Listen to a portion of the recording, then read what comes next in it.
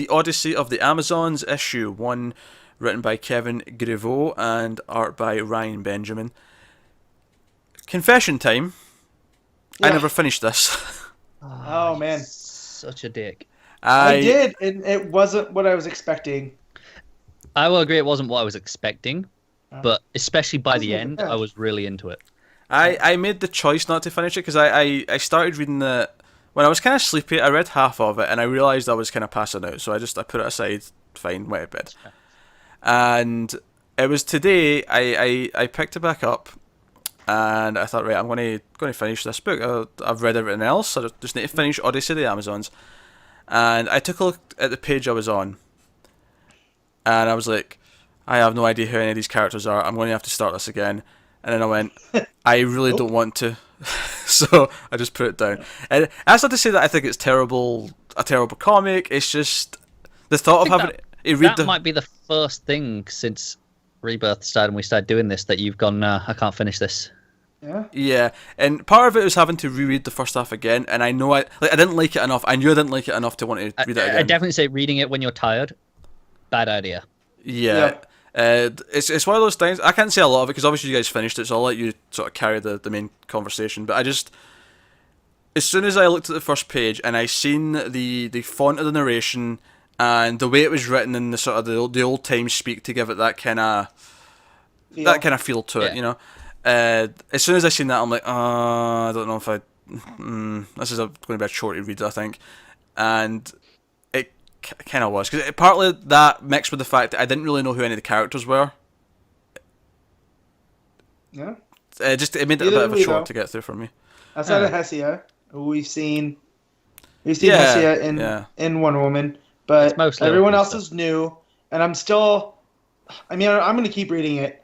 But yeah, like what Pete's saying, it was super dense. It's hard to keep everybody straight because they don't get proper introductions. Because they throw out, it's a team of like what 4 or 5 characters they throw at you right away. Oh, there's more. Yeah, there's over the course of the issue, there's like 8 of them. Really? Right? Okay. Jeez. Yeah, and obviously the problem is they're not common names. They're not names that you would know to even say. You have to look at them. They're highlighted for a good reason, just so you go, nope, this one's a name. And that makes it harder to remember who's who. Yeah, but what I do like is it's building this idea of the Amazons long, long ago. That, well, if it's an island of nothing but women, and Hippolyta is the only one that can create a baby out of clay, where do the rest of them come from? And so this is their mission: is they come out to man's world during, I don't even know what era it is. It's long ago in the past. Where it's... Yeah, I don't think it's dated, is it? No. I got the impression it was like maybe like 14 to 1600s. Yeah. But who knows? Around that time. And they go out to these different cultures and find essentially Amazons. These women that are immortal, which I'm sure there's more to that.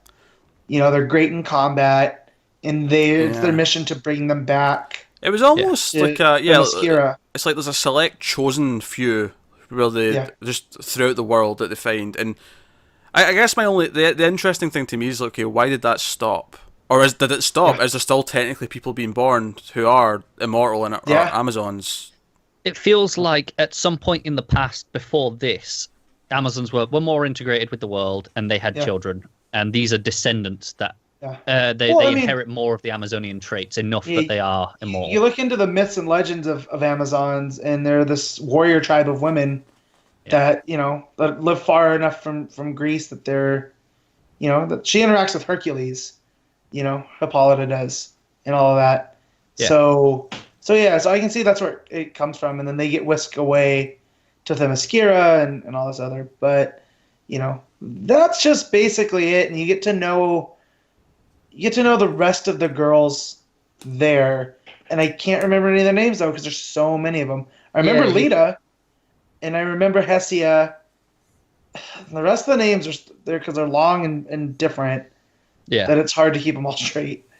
It is, and obviously because they're all from different countries and cultures, they're not even all one style of name like you would typically get, where you have these are from this country, so the names are all kind of similar. Like they have a Although style. it does give it a Dirty Dozen kind of feel to it, that each one of them has a specialty. Like there's a samurai Amazon, and there's a Aztec Amazon from Mexico.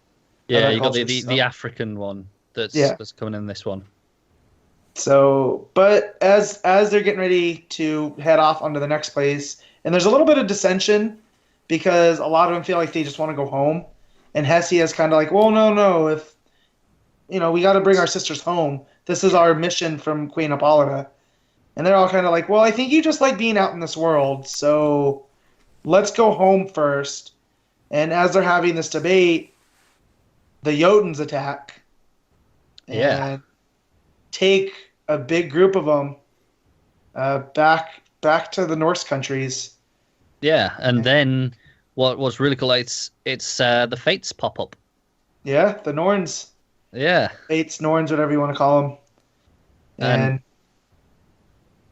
go ahead, Connor. I was going to say, they give them their advice. They do the typical Fates thing where they pop up, be very cryptic, and be like, "Oh, this is what you should probably do, but it's never going to turn out exactly how you interpret it because that's their thing." Mm-hmm. And they give them this little amulet that'll direct them to their friends, and it's like, right, go get them. And then they're off to the sea. Yeah, and now they're on their way to the Viking lands, which excites me more. And so do you think that they're going to run into the Valkyrie, or do you think that the legend of the Valkyrie comes from the Amazons? Because you have all these warrior women now. Yeah, I feel it's more likely that. Because that's where I was thinking that they're going to meet the Valkyrie, and the Valkyrie instill things into their culture, and they instill into the Valkyries.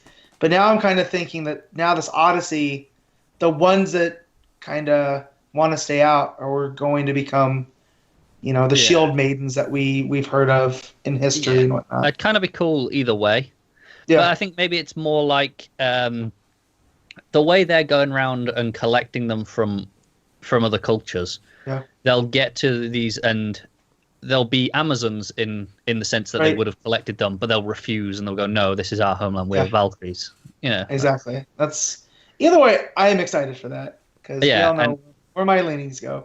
Yeah, honestly, I'm not surprised at all that Pete didn't like this because it very much plays like a fantasy epic. It does.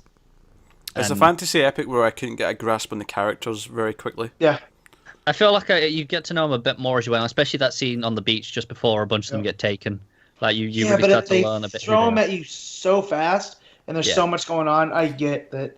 Once I got halfway through it, I was like, "Oh yeah, Pete's not gonna like this." But this is the sort of thing where even if you go to like Game of Thrones, first episode, it's like name.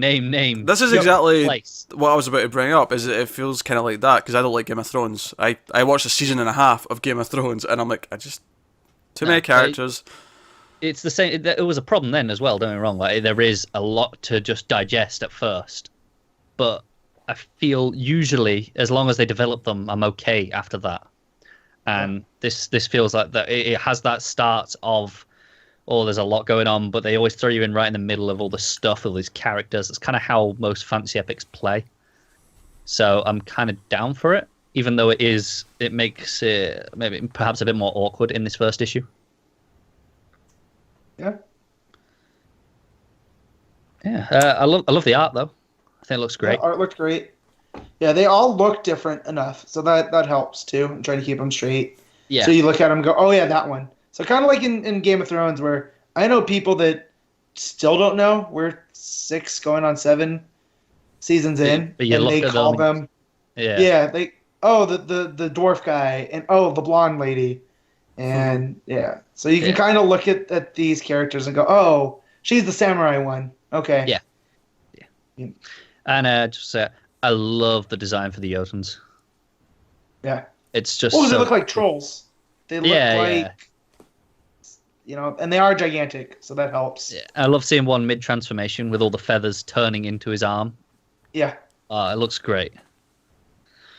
But I really enjoyed it. I think it's definitely different to what I was expecting. Like we said at the start, I think we were expecting a bit more I was thinking swashbuckling adventure. Yeah. let's team instead up the Valkyries and fight them, and it's not. It's an epic. It is an epic. It's very much playing into those old myths. It feels actually quite like Norse legends in that sense. Does. But obviously incorporating a lot of the Greek mythology into that, and presumably other places as well because of this diverse cast. Well, they made a big point at the Aztec Amazon and how her culture sacrifices, and I'm sure once they get up there, knowing what I know about the Norse cultures, she'll fit in right well. Definitely. It's like obviously they're incorporating details from these other mythologies, but the actual narrative structure of it and the feeling feels like the Norse mythology stuff. Yeah. Yep. And I'm down for that because essentially to a point, Lord of the Rings is even based on those Norse mythologies. Yeah. Not the Vulcan saga. Yeah, exactly. But structurally, it's kind of getting in that range, and yes, I think we're killing Pete, aren't we? Yeah. I was just messing with the cat. That's all.